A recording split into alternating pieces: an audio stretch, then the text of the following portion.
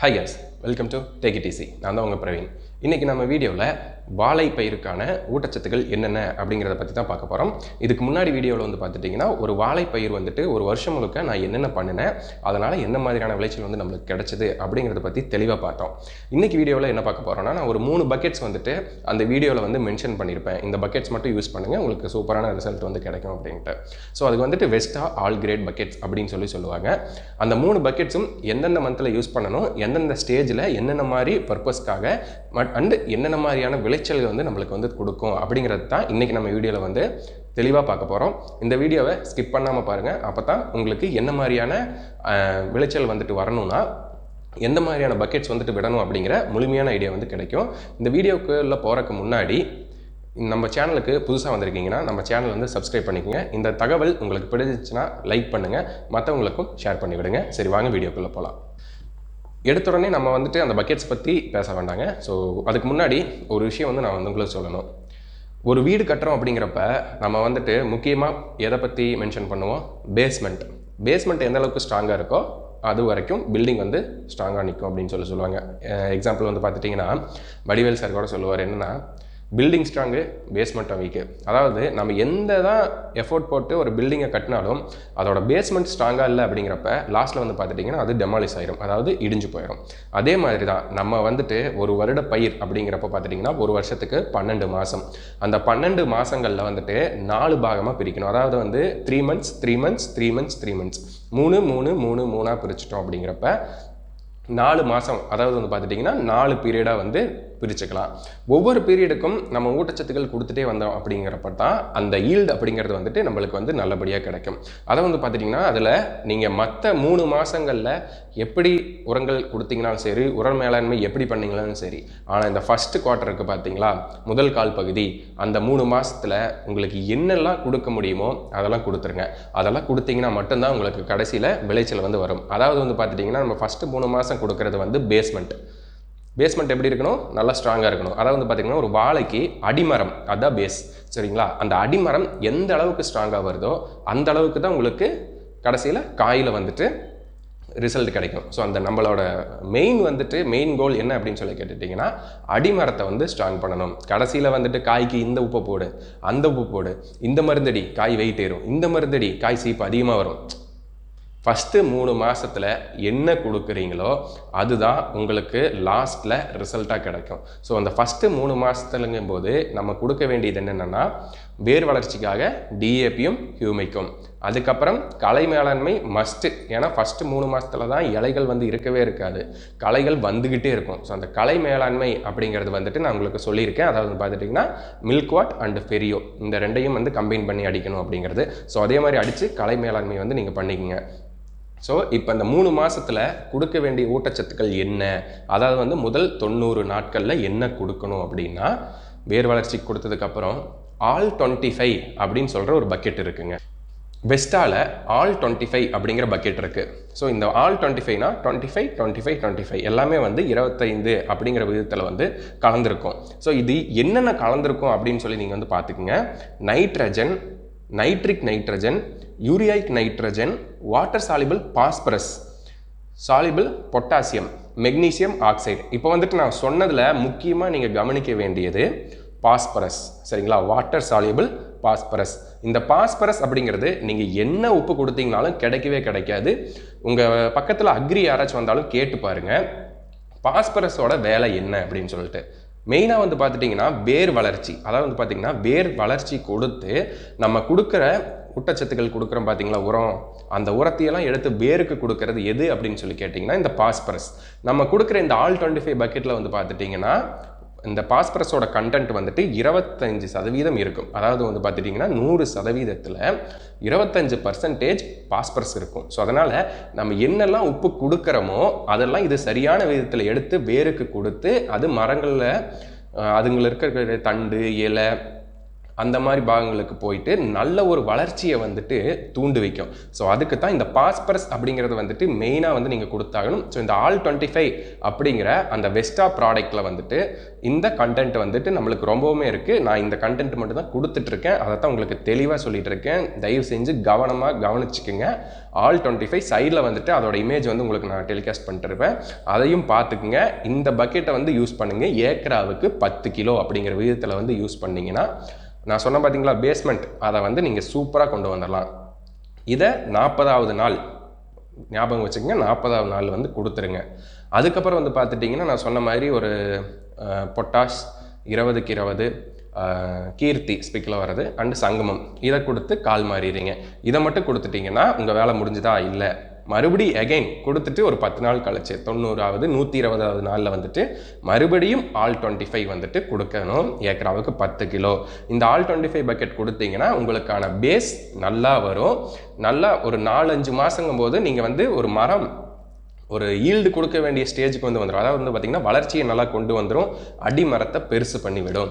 சரி, 5 மாதம் இந்த அளவுக்கு வளர்ச்சி வந்துருச்சு, அதுக்கப்புறம் என்ன பண்ணுவோம் அதுதான் சொல்கிறேன். இதுக்கு ஒரு பக்கெட் இருக்குங்க. டிஸ்கிரிப்ஷனில் நம்ம கடை பேர் கொடுக்குறப்ப அன்னை ஆயில்ஸ் அண்ட் அக்ரோகேர் அப்படின்னு சொல்லி கொடுத்துருப்போம். அக்ரோகேர் பற்றி தெரிஞ்சுக்கிட்டோம். ஆயில்ஸ் என்னடா அப்படின்னு சொல்லி கேட்டிங்கன்னா சுத்தமான தேங்காய் பருப்பு, எள்ளு, கடலைப்பருப்பு இதனால் தயாரிக்கப்பட்ட தேங்காய் எண்ணெய், கடலெண்ணெய், நல்லெண்ணெய் இது எல்லாமே வந்து பார்த்துட்டிங்கன்னா இந்தியா ஃபுல்லாமே வந்து பார்த்துட்டிங்கன்னா டோர் டெலிவரி மூலமாக நம்ம வந்து சர்வீஸ் வந்து பண்ணிகிட்ருக்கோங்க. உங்கள் யாருக்காச்சும் இந்த எண்ணெய் தேவைப்படுது அப்படிங்கிறப்ப டிஸ்கிரிப்ஷனில் கொடுத்துக்கிற நம்பருக்கு காண்டாக்ட் பண்ணி உங்கள் ஆர்டர்ஸை ப்ளேஸ் பண்ணிட்டீங்கன்னா அடுத்த நாளே வந்து பார்த்துட்டிங்கன்னா உங்கள் வீட்டுக்கு நாங்கள் வந்து டோர் டெலிவரி பண்ணிடுவோம். என்ன ப்ளூ கலர் பக்கெட் நான் வந்து மென்ஷன் பண்ணியிருப்பேன். அதாவது வந்து பார்த்திங்கன்னா 125208 அப்படிங்கிற விதத்தில் வந்துட்டு நம்ம சொன்ன உப்புகள் மேலே சொன்ன பார்த்தீங்களா அதெல்லாம் கலந்துருக்கும். இதில் என்னென்ன கண்டென்ட் வந்து இருக்கும் அப்படின்னு சொல்லி பார்த்தீங்கன்னா இந்த பக்கெட் வந்துட்டு 5வது மாதத்துக்கு மேலே, அதாவது வந்து 160 நாளுக்கு மேலே ஆயிடுச்சு கண்ணு அப்படிங்கிறப்ப இந்த பக்கெட் நம்ம வந்து கொடுக்கணும். இதில் என்னென்ன கண்டென்ட் வந்திருக்கும் அப்படின்னா nitrogen, phosphorus, potassium, magnesium oxide, sulphate.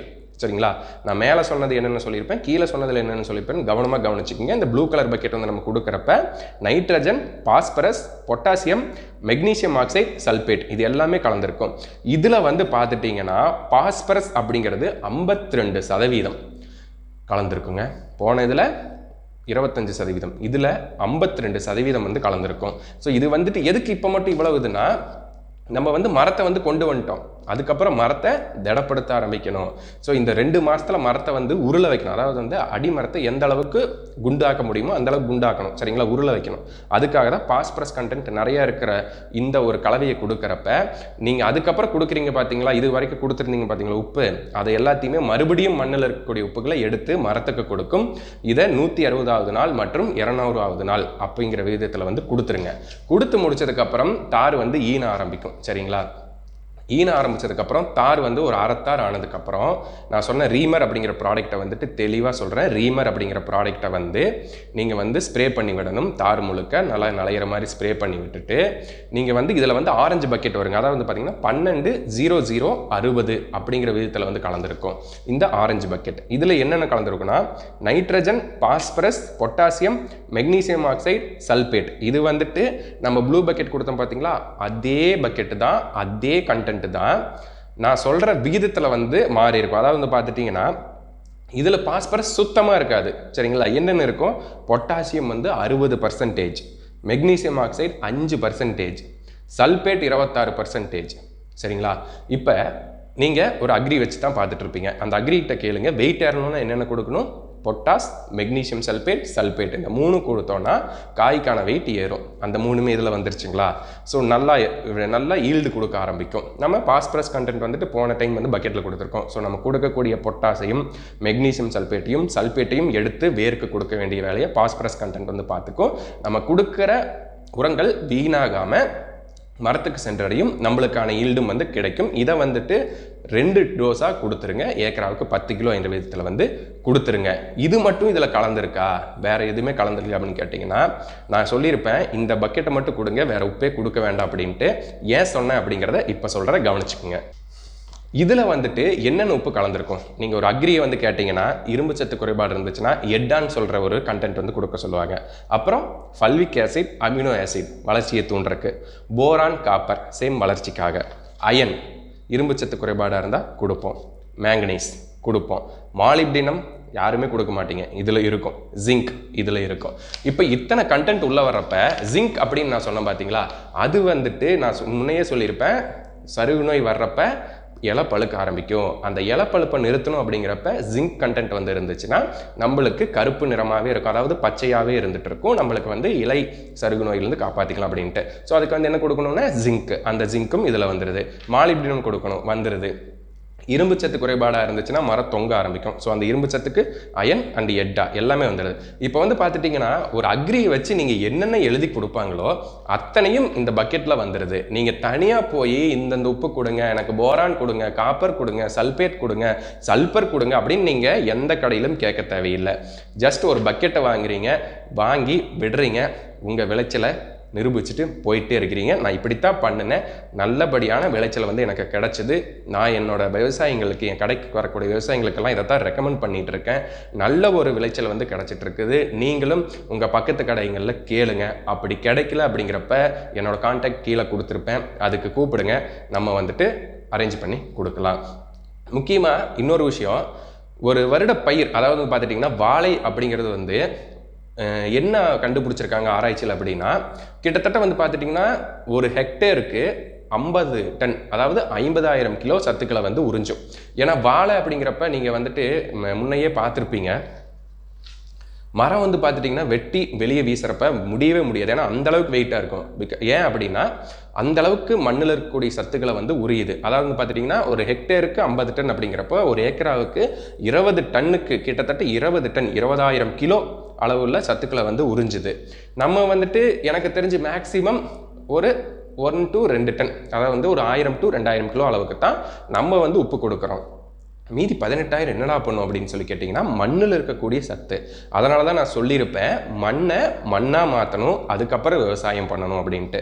So நீங்கள் என்ன பயிர் பண்ணாலும் சரி, அதுக்கு தேவையான கால இடைவெளியை விட்டு தேவையான ஊட்டச்சத்துக்களை கொடுத்து மீண்டும் மண்ணை மண்ணாக மாற்றிட்டு விவசாயம் பண்ணினீங்க அப்படின்னா விவசாயம் நல்லா கிடைக்குங்க. நம்ம வந்து இளைஞர்கள் வந்து பயப்படவே வேண்டாம், சரிங்களா? எந்த டவுட்னாலும் நம்ம சேனலுக்கு வந்துட்டு கேளுங்க, நான் வந்து உங்களுக்கு கிளாரிஃபை பண்ணி கொடுக்குறேன்.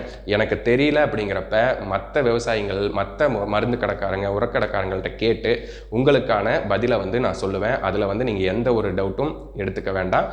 உங்களுக்கான விளைச்சலை வந்துட்டு நடத்தி கொடுக்க வேண்டியது என்னோட பொறுப்பு.